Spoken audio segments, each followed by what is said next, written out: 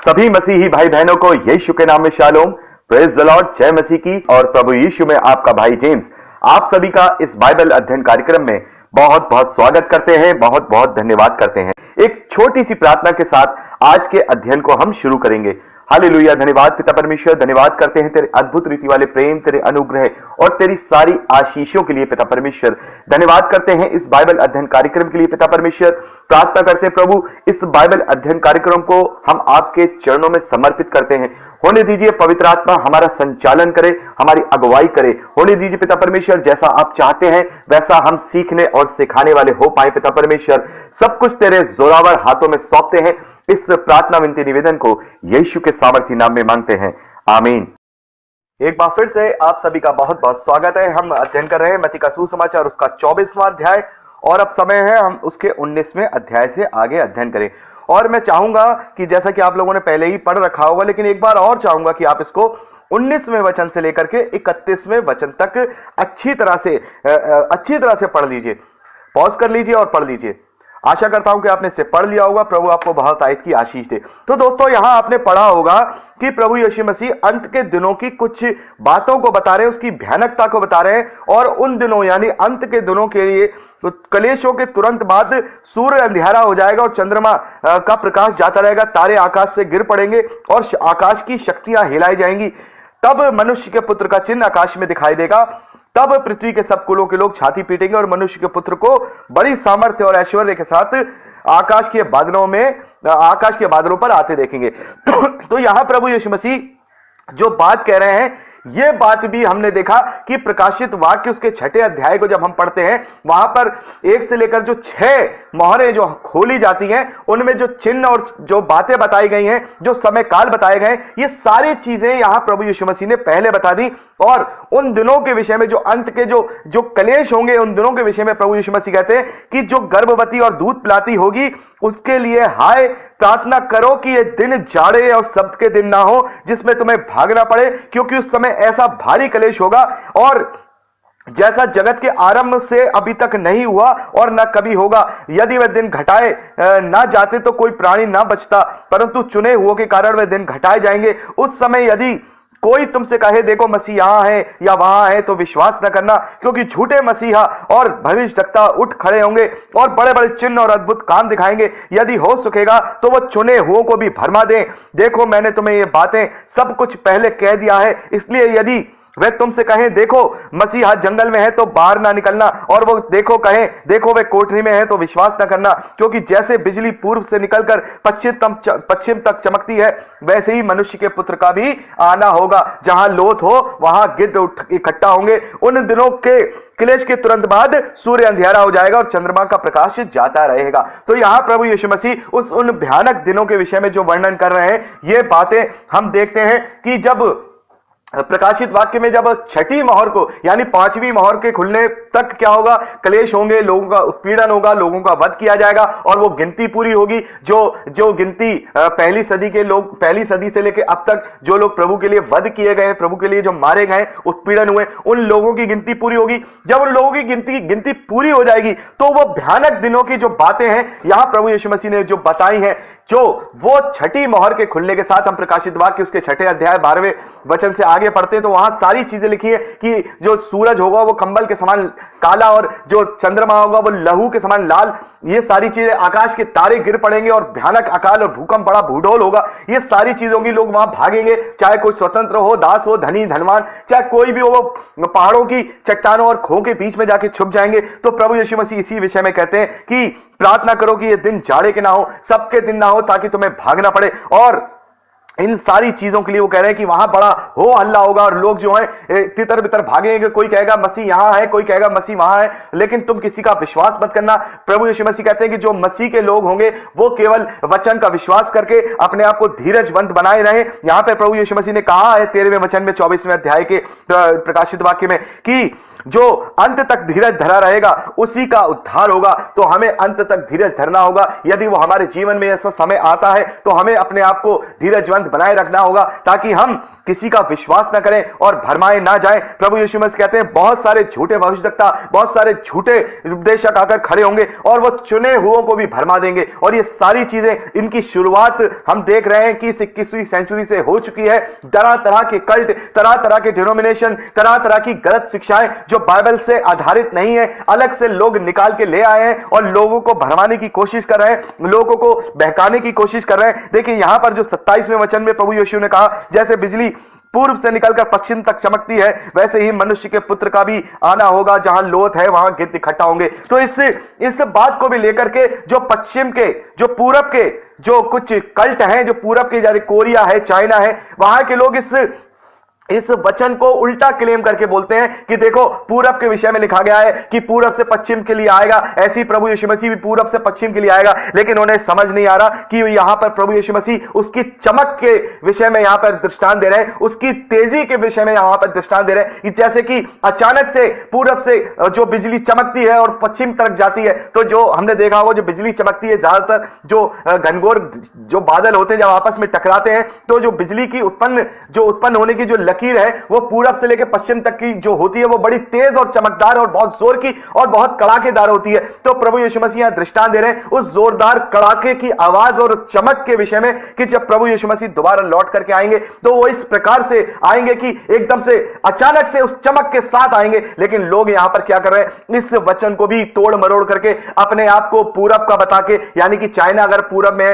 वो अपने आप को कहते हैं कि देखिए पूरब के विषय में लिखा है और चाइना पूरब में है और यहीं से प्रभु यीशु मसीह का आना होगा। और वो कल्ट वाले इस विषय में लोगों को भरमा रहे। तो प्रभु यीशु मसीह कह रहे हैं देखो तुमसे लोग कहेंगे कि वो जंगल में है तो तुम उसका विश्वास ना करना। लोग तुमसे कहेंगे कि वो कोठरी में है तो तुम उसका विश्वास ना करना। और आज लोग कह रहे हैं कि देखो मसीहा चाइना में है तो हमें भी विश्वास नहीं करना है। लोग कह रहे हैं देखो मसीहा कोरिया में है तो हमें उसका विश्वास नहीं करना है। लोग कह रहे हैं कि ब्रैंडम जो है कोई नबी बन गए तो हमें उनका विश्वास नहीं करना है। हमें केवल पवित्र शास्त्र का और प्रभु यीशु मसीह की जो बातें हैं उनका ही विश्वास करना है। ना ही इसके बाद अब कोई और वचन दिया जाएगा, ना ही इसके बाद और कोई बात बताई जाएगी। लेकिन लोगों ने अपनी नई बाइबल तक को बना लिया है। लोगों ने इस बाइबल को ओल्ड और पुराना बता दिया है और अपने लिए नई बाइबल को भी लिख लिया है। तो इस प्रकार की जो बातें आज हम देख रहे हैं अपने जीवन में, वो सारी बातें प्रभु यीशु मसीह ने 2017 साल पहले ही लोगों को बता दी थी, अपने चेलों को बता दी थी और इसके लिए चेता दिया था, उसके लिए सावधान कर दिया था कि उससे सावधान रहना। तुम कभी भी वचन को लेकर के दूसरे लोगों की बातों को नहीं सुनना, पर बस वही बातों का यकीन करना जो इस पवित्र शास्त्र में कही गई हैं। उन्हीं बातों का विश्वास करना जो मैं तुम्हें सिखा रहा हूं, जो बातें मैं तुम्हें बता रहा हूं, उनको पकड़ के रखना। किसी और अन्य इंसान की, किसी भी मनुष्य के भरमाने में ना आना, क्योंकि बहुत सारे ऐसे लोग होंगे जो चुने हुओं को भी भरमा देंगे। तो अंत के दिनों के विषय में यह भयानक बात जो प्रभु यीशु मसीह कह रहे हैं कि तुम प्रार्थना करना है कि ये दिन जाड़े के ना हो, ये सब्त के ना हो। तो यहां बहुत से लोग कहते हैं, देखिए बहुत से जो कल्ट होते हैं वो सब्त के दिन के लिए कहते हैं कि देखो प्रभु यीशु मसीह तो कह रहे हैं कि सब्त के दिन मत भागना, तो क्या सब्त का दिन यहां तो प्रभु यीशु मसीह मना नहीं कर रहे हैं सब्त को मनाने के लिए। तो यहां इस कल्ट को भी देखिए बहुत सारी इसी बात को लेकर के लोग कैसे कैसे भरमाने की बातें करते हैं। तो प्रभु यीशु मसीह क्या कह रहे हैं, क्या मसीही लोगों को भागना होगा? क्या मसीही लोग जब प्रभु यीशु मसीह का आना होगा तो प्रभु यीशु मसीह के जो लोग होंगे, जो विश्वासी होंगे, जो इन सारी आडंबरों को नहीं मानते होंगे, वो दुखित होंगे, शोकित होंगे या आनंदित होंगे? एक ही उसका उत्तर है कि वो आनंदित होंगे, क्योंकि उन्होंने अपने परमेश्वर को, अपने प्रभु यीशु मसीह को देखना है, उन्होंने अपने प्रभु यीशु मसीह के साथ जाना है, तो आनंदित होंगे, वो खुशी होंगे। लेकिन यहां पर जो भागेंगे वो लोग होंगे जो बेकार की आडंबरों में फंसे होंगे, वो लोग होंगे जो इजरायली होंगे लेकिन प्रभु का अंगीकार नहीं किए होंगे, तो वो शब्द को मानते होंगे। तो उनके लिए कह रहे हैं कि देखो शब्द के दिन भी तुम्हें भागना पड़ जाएगा। ऐसा इंडिकेशन दे रहे हैं कि तुम सारी चीजें भूल जाओगे जब मेरा प्रकोप तुम पे पड़ेगा, जब वो भयानक अंत का दिन आएगा। तो तुम इस बात की प्रार्थना करना कि वो जाड़े के ना हो, वो सब्त के दिन ना हो, क्योंकि तुम तो सब्त के दिन कभी 1 कोस या 1.5 कोस से ज्यादा पैदल चलते नहीं हो। तुम्हारी व्यवस्था में लिखा है कि तुम्हें सब्त के दिन पैदल चलना भी नहीं है। तो तुम अपने लिए प्रार्थना करो कि तुम्हें सब्त के दिन भागना ना पड़े, क्योंकि जो मेरे लोग होंगे वो भागेंगे नहीं, वो मेरे लोग तो आनंदित होंगे, क्योंकि वो उसी की बाट जो रहे थे। तो यहां प्रभु यीशु मसीह ने जो जो सारे इंडिकेशन दिए हैं, ये सारे इंडिकेशन हम प्रकाशित वाक्य उसके 6ठे अध्याय में पाते हैं। और परमेश्वर ने चाहा तो जब हम प्रकाशित वाक्य का अध्ययन करेंगे तो इन मोहरों को हम बहुत विस्तार से, उन समय कालों का बहुत ही ज्यादा विस्तार से अध्ययन करेंगे, ताकि प्रभु यीशु मसीह ने यहां जो 24वें अध्याय में अंत के समय के जो चिन्ह हमें समझाए हैं वो हम अच्छी तरह से समझ पाए। उन्हें हम कालों में डिवाइड करेंगे। यहां पे प्रभु यीशु मसीह ने काल में डिवाइड नहीं किया है कि इसके बाद ये होगा, उसके बाद ये होगा। ये सारे अंत के चिन्ह बताए हैं, लेकिन उनको पूरी तरह से सही डिटेल से डिवीजन, जो उनका डिवाइडेशन किया गया है, वो मोहरों के रूप में किया गया है। और जो छठी मोहर, जो सबसे लास्ट में जो छठी मोहर खोली जा रही है, उसके बाद जो आकाश को वहां पर दिखाया कंबल के समान काला होना, इसके विषय में भी यहां प्रभु यीशु मसीह ने 29वें अध्याय में कहा है कि उन दिनों के क्लेश के तुरंत बाद सूर्य अंधियारा हो जाएगा और चंद्रमा का प्रकाश जाता रहेगा और सारे तारे आकाश से गिर पड़ेंगे और आकाश की शक्तियां हिला जाएंगी। यहां पर दिखा दिया प्रभु यीशु मसीह ने कि यह भी बहुत बड़ा चिन्ह होगा जो प्रकाशित वाक्य के 6ठे अध्याय में छठी मोहर के खोलने के साथ, कि सूर्य कंबल की तरह लाल, माफ कीजिए काला, और चंद्रमा लहू की तरह हो जाएगा। और यहां प्रभु यीशु मसीह ने यह बात पहले ही कह दी कि सूरज की जो रोशनी होगी वो अंधियारे में हो जाएगी, यानी काली हो जाएगी, और चंद्रमा का प्रकाश जाता रहेगा। हम देखते हैं जब चंद्रमा का प्रकाश कभी कभार हम देखते हैं हल्का पड़ जाता है, तो बहुत जगहों पे चांद की रोशनी लाल तरीके की दिखाई देने लगती है। तो यहां पे प्रभु यीशु मसीह का इंडिकेशन वहीं उसी बात के लिए। और यहां पे सबसे बड़ा, तारे आकाश से गिर पड़ेंगे। और वहां भी हम देखते हैं कि तारे जो हैं अंजीर के पेड़ में से, जैसे आंधी के तूफान में उसके फल जो होते हैं वो भरभरा के गिर पड़ते हैं, वैसे ही सारे तारे आकाश में गिर पड़ेंगे। तो यहां भी प्रभु यीशु मसीह जो तारे आकाश से गिर पड़ेंगे जो कह रहे हैं, ये मैं आपको बता चुका हूं। ये तारे कौन से होंगे? वो ये तारे होंगे जो मनुष्य के द्वारा ही जो बहुत सारी तमाम सैकड़ों सैटेलाइट जो हम देख रहे हैं अंतरिक्ष में जो स्थापित हो रही हैं, वो सब नियंत्रण खो देंगी, क्योंकि सूरज का भी गुरुत्वाकर्षण जो ग्रेविटी होगी वो भी कम हो जाएगी, चंद्रमा, पृथ्वी, सबकी ग्रेविटी कम हो जाएगी, आकाश की शक्तियां हिल जाएंगी। तो वो सब इस प्रकार से आपस में टकरा करके पृथ्वी पर गिरेंगी। और ये बहुत, जब सोचिए जब हमें इस बात का डर होगा कि ऊपर से सैटेलाइट गिर रही हैं, छोटी बड़ी सब सैटेलाइट गिर रही हैं, बड़े वेग के साथ गिरेंगी, कुछ आग के गोलों में भी तब्दील हो जाएंगी, तो कितना भयानक वहां पर एक क्या होगा, एक बहुत बड़ा भयानक चिन्ह प्रभु यीशु मसीह बताते हैं कि अंत के दिनों में यह भयानक चिन्ह तुम देखोगे। और उसके बाद ही 7वीं मोहर को खोल दिया जाएगा, और 7वीं मोहर को खोलने के साथ ही वो सारी जो प्रभु की जो बातें हैं, जैसे जो महाकलेश का दिन, जो साल है, 7 साल का जो ट्रिब्यूलेशन पीरियड है, 2 गवाह है, प्रभु यीशु मसीह के लौट के आना है, और फिर उसके बाद पूरी दुनिया को खत्म करके पूरा एक न्याय की प्रक्रिया करके नया यरूशलेम और नई पृथ्वी और नया आकाश बनाना है, और उसके बाद सबका न्याय कर दिया जाएगा और सबको प्रतिफल दे दिया जाएगा। तो प्रभु यीशु मसीह यहां पर अंत के जो दिनों के शुरुआत होने से पहले के जो चिन्ह बता रहे हैं, वो भी हमने देखा 20वीं शताब्दी में पूरे हो गए हैं, और बहुत सारे चिन्ह अभी 21वीं शताब्दी में पूरे हो रहे हैं। और ये 2018 के विषय में भी हमने देखा कि दानिएल नबी के द्वारा जो भविष्यवाणी की गई थी, उस उजाड़ कराने वाली घृणित वस्तु के विषय में प्रभु यीशु मसीह ने यह भी कहा कि यह बहुत ही इंपॉर्टेंट बात है। इसलिए प्रभु यीशु मसीह ने किसी और भविष्यवक्ता की बात नहीं कही, केवल यहां पे उजाड़ करा देने वाली घृणित वस्तु के विषय में बात कही, ताकि लोग उस संख्या से जान पाए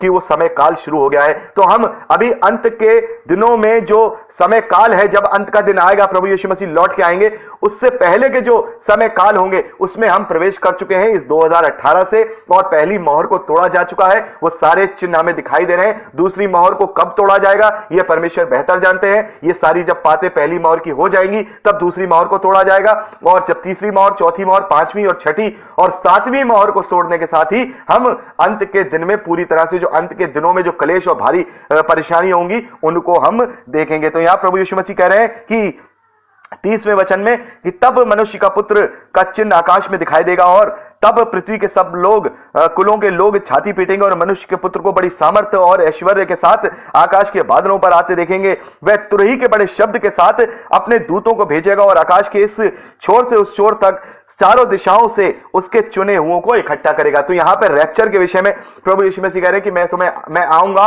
और तुम्हें आकाश से बादलों में दिखाई दूंगा, और पृथ्वी के छोर से छोर तक सब जगह से, चारों दिशाओं से तुम्हें इकट्ठा करूंगा और अपने साथ ले जाऊंगा, और ये तुरही के बड़े शब्द के साथ होगा। तो प्रभु यीशु मसीह का जो लौट के आना होगा, उसकी महिमा में लौट के आना होगा, ये तुरही के बड़े शब्द के द्वारा होगा। और हम देखते हैं कि 7वीं मोहर खुलने के साथ ही सात तुरहियों के विषय में पढ़ते हैं कि सात स्वर्गदूत बड़ी बड़ी तुरही लेकर तैयार हैं उन्हें फूंकने के लिए, और पहली, दूसरी तुरही, चौथी तुरही, पांचवी तुरही, माफ कीजिएगा तुरही, मेरे मुंह से फुरही निकल रहा है, तुरही फूंकते ही सारी वो तमाम विपत्तियां जो हम प्रकाशित वाक्य में पढ़ते हैं, वो सारी तमाम विपत्तियां और सारी बातें जो है कंटिन्यूअसली जो है जैसे जैसे वचन में लिखा है उसके अनुसार होती चली जाएंगी। और उसी के ही कंटिन्यूटी में यहां पर लिखा है कि वह तुरही के बड़े शब्द के साथ होगा। और जब हम इसी बात को जो पौलुस के द्वारा जो बताया गया है, जो अंतिम जो समय का जो प्रभु यीशु मसीह के लौट के आने को जो बताया गया, वहां पे अंतिम तुरही फूंकने के साथ ही ये सब बातें होंगी। वहां पौलुस ने बोला है अंतिम तुरही फूंकने के साथ ही जो है प्रभु यीशु मसीह का आगमन होगा। तो जहां सात तुरही है, जो सातवीं मोहर के खोलने के साथ जो सात तुरही जो हम देखते हैं, उसकी जो अंतिम तुरही होगी, जब वो फूकी जाएगी, तब प्रभु यीशु मसीह लौट करके आएंगे और अपने लोगों को ले जाएंगे। और उसके बाद जब अंतिम तुरही फूक दी जाएगी, प्रभु यीशु मसीह लौट के ले आएंगे, तब परमेश्वर के सात प्रकोप के कटोरे जो हम देखते हैं प्रकाशित वाक्य में, वो सात अंतिम प्रकोप के कटोरे होंगे, जिसमें एक तिहाई सब हम देखते हैं सारी चीजें सब खत्म हो जाएंगी, सारी दुनिया के लोगों को सब बहुत दंडित किया जाएगा, सारी दुनिया नष्ट हो जाएगी, पूरी पृथ्वी नष्ट हो जाएगी। और उसके बाद फिर नया आकाश और नई पृथ्वी की हम देखते हैं प्रकाशित वाक्य में, उसके 20वें अध्याय के बाद नया आकाश, नई पृथ्वी और नया यरूशलेम के विषय में पढ़ते हैं, वो सारी चीजें होंगी। तो ये प्रभु यीशु मसीह ने अंत के समय के जो सारे चिन्ह हैं वो बता दिए हैं। लेकिन प्रभु यीशु मसीह ने एक बात और कही है इसी मत्ती के सुसमाचार उसके 25वें अध्याय और उसके जब हम 13वें वचन को पढ़ते हैं, तो वहां पर प्रभु यीशु मसीह कहते हैं कि इसलिए जागते रहो, क्योंकि तुम ना उस दिन को जानते हो ना उस घड़ी को। और प्रभु यीशु मसीह कहते हैं, और मत्ती का सुसमाचार 24वां अध्याय या 36वें वचन में प्रभु यीशु मसीह कहते हैं कि उस दिन उस घड़ी के विषय में कोई नहीं जानता, ना स्वर्गदूत ना पुत्र, केवल पिता।